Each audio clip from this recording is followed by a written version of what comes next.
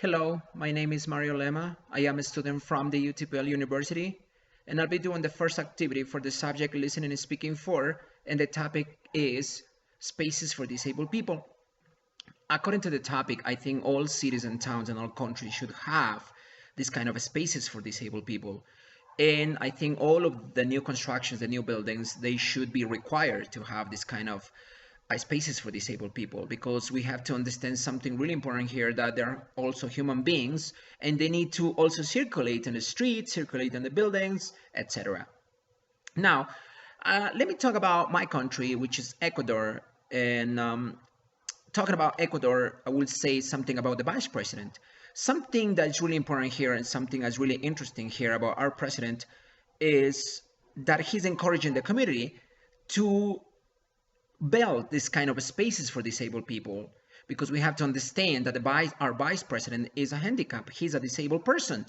So the good thing that he's doing is encouraging the community, encouraging the government in general to pay extra special care to this kind of people. So now another thing that we should understand also is that all constructions, our all buildings, our in transportation, the all buses, the all trains, the all cars do not have this kind of accommodations for disabled people.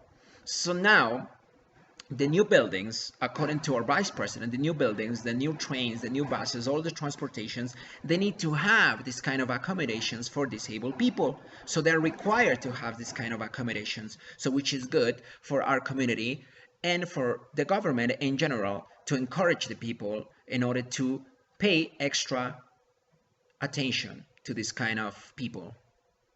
Now, another question is, who should pay for these accommodations, or who should pay for these spaces if they need to be built for disabled people?